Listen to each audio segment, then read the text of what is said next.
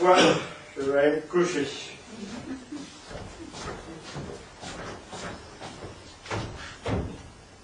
Oh, je pense que le vent a fermé la porte. Hé, Cato! Cato! Ouvre vite! Cato! Cato! Eh bien, qu'a-t-elle fait, Cato? Et d'où venez-vous, monsieur l'ivrogne? Ah, vraiment, va, mes parents qui seront ici dans un moment sauront tes vérités. Sac à vin infâme! Tu ne bouges du cabaret et tu laisses une pauvre femme seule avec ses petits-enfants sans savoir s'ils ont besoin de quelque chose à croquer le marmot tout le long du jour. Ouvre vite qui avait se tuer, ou je te casserai la tête. Qu'est-ce ceci? Toujours de la dispute, de la querelle et de la dissension? Et quoi, vous ne serez jamais d'accord. Mais voyez un peu, mon gros coquin de mari, à l'heure qu'il rentre, il me menace. Mais aussi, ce n'est pas la l'heure de revenir. Ne devriez-vous pas, comme un bon père de famille, vous retirer de bonne heure et bien vivre avec votre femme? Je me tiens de balle. Je suis resté là et demandez plutôt à ces messieurs qui sont là-bas par terre. C'est elle qui ne fait que de revenir. Ah, que l'innocence est opprimée.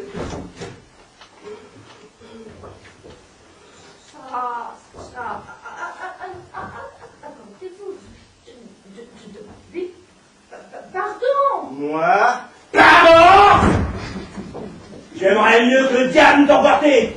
Je suis dans une colère que je ne sens pas. Allons ma fille, embrassez votre mari et soyez bons amis. Qu'est-ce que c'est? Toujours des querelles, des discordes, des vacarmes, des dissensions éternelles. Je serais donc avoir le repos. C'est rien de tout le monde est d'accord. À propos d'accord, voulez-vous que je vous lise un chapitre d'Aristote où il prouve que toutes les parties de l'univers ne subsistent que par l'accord qui est entre elles? Cela a été bien long. Oh non, ce n'est pas long, ça fait 60 ou 80 pages. Nous vous remercions. Il n'en est pas de besoin. Vous ne voulez donc point? Non. Adieu donc, puisqu'ainsi est. Latiné, bonanox.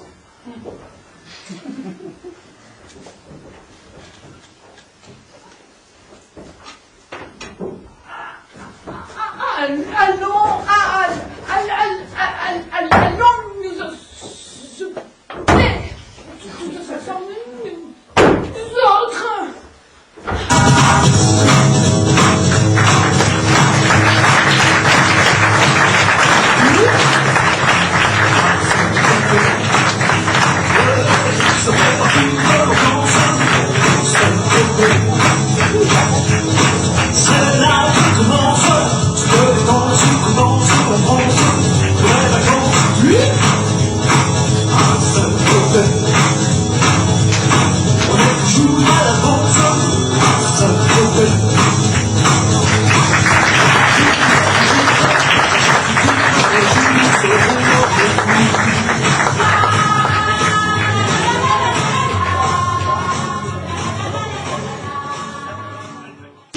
Ah!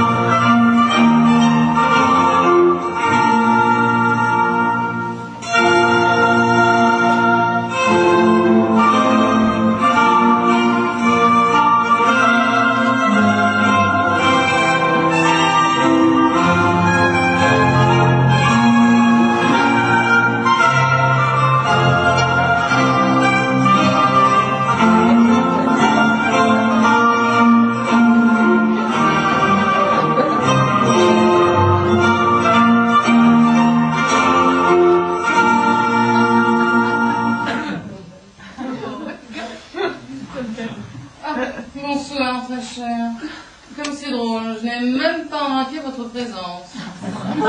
Cher ami, vous ici, mais quelle surprise! Nous ne sommes là que par simple curiosité. Bonsoir. Et que dites-vous de cette représentation?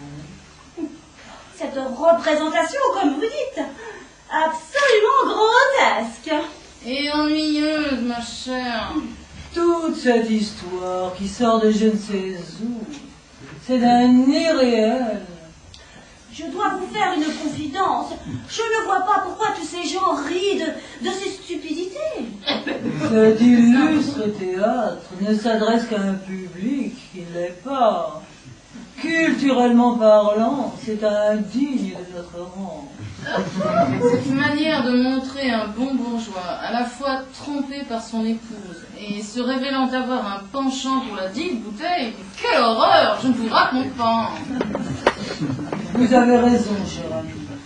Et puis, il n'y a vraiment rien de mal à se laisser tenter.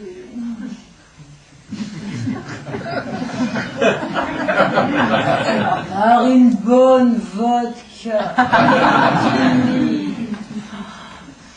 C'est tellement succulent et très smart. Cela est évident. De même que de se laisser tenter par le reste, quoi. Rien de mauvais là-dedans, ce serait de même. C'est tout beau. La vie est si courte et banale. Le peu de piment, c'est également très smart.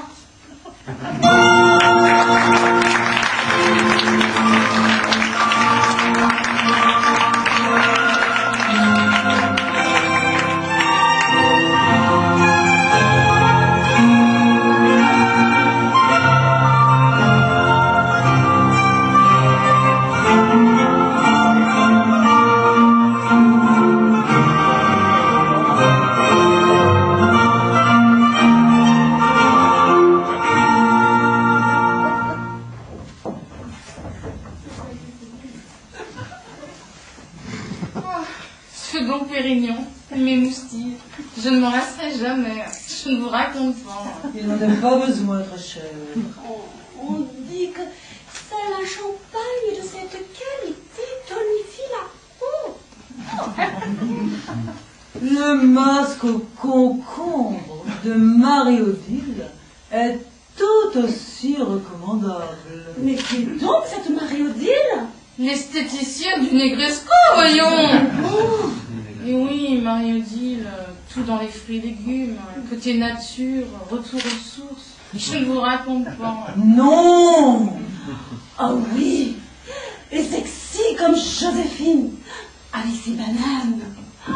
J'ai deux amours à Paris. Bah oui, quoi. Banane touillée, tu les fruits nature, le retour aux sources. Oh, regardez.